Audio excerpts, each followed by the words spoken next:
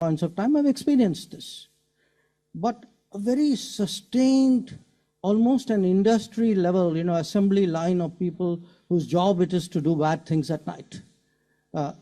To produce this with the intent of pressurizing your neighbor becomes a real challenge. आपके जो हालात हैं, आपको इस वक्त दुनिया के अंदर जिस तरीके से आपके पासपोर्ट को लीस्ट प्रायोरिटी के ऊपर रखा जाता है किसी भी मुल्क में जाने के लिए, आपका बिजनेसमैन वहाँ ट्रैवल नहीं कर सकता कि वो वहाँ ट्रैवल करके जाए, अपनी प्रोडक्ट्स को शोकेस करे या 10 चीज़ें करे। ठीक है, अगर इंडिया के साथ हमारी दुश्मनी खत्म हो जाएगी, एक इशू सॉल्व हो जाएगा, ठीक है, तो फिर फौज को पैसे कहाँ से मिलेंगे? तो डार साहब कह रहे हैं कि इंडिया से कारोबार करना है, अब हमारा कारोबार का दिल कर पड़ा है।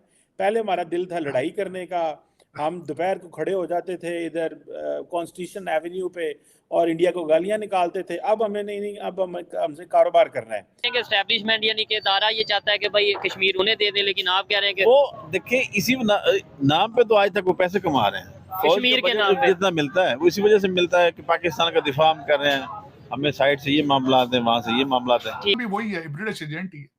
ऑक्सफोर्ड पढ़ता रहा है, मैकियावेली को फॉलो करता है, पावर पॉलिटिक्स का हिस्सा है।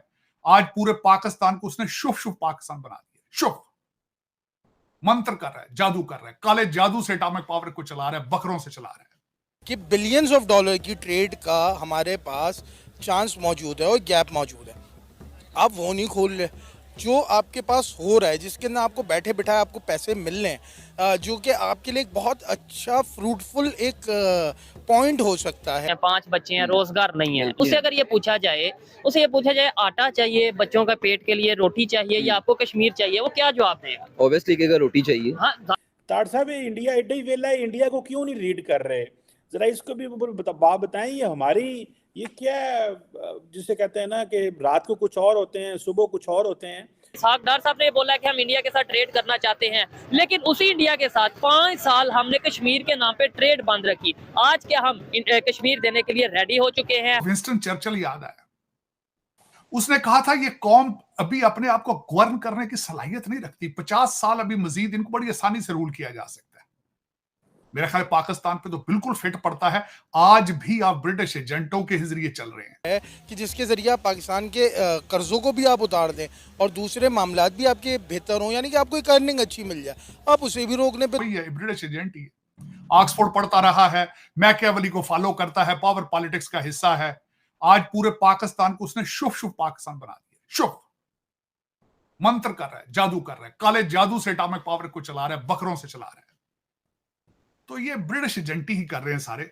दूसरे मैंने आपको कहा था सीएसएस के अफसरान, जूनियर ब्रिटिश एजेंट्स, वो तैयार हो रहे हैं चीजन से।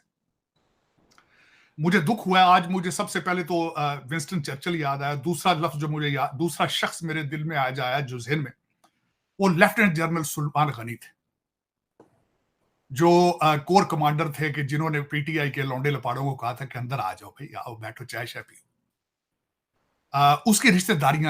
उसकी रिश्तेदारियां आज नजर आई हैं, किस तरीके से उस बंदे की चीफ जस्टिस के साथ बंदयाल से भी रिश्तेदारी थी, फिर उसका एक एलडीए का करप्ट अफसर था उसके साथ भी रिश्तेदारी थी। और फिर मैंने इस केस को पूरा आज पढ़ा है कि ये केस एक दिन का नहीं है। आज सारी अखबारें, सारे चैनल आप इस पे तबसरे कर रहे हैं और बार बार ये कह रहे हैं, लोगों ने चीमा का भी आज लिया है, कमेंट लिए। उसने कहा जी परमानेंट हम बनाना चाहते थे कि बच्चों को छुट्टियां दी जाएं, सीएसएस अफसरान के बच्चों को अकोमोडेट करने के लिए परमानेंट पॉलिसी हम चाहते थे, अब उन्होंने बना दी है 3 साल की छुट्टी। चीमा साहब 2022 से ये केस शुरू हुआ था। चीमा साहब की मिसेज भी सीएसएस अफसर है, जो कि कानून मोरालिटी से अबव है। उन पे किसी कानून, किसी पॉलिसी का इतलाक उन पे नहीं होता। तो आज एक बेहतरीन मिसाल है, पाकिस्तान की तबाही के सारी वजूहात इस केस के अंदर मौजूद हैं।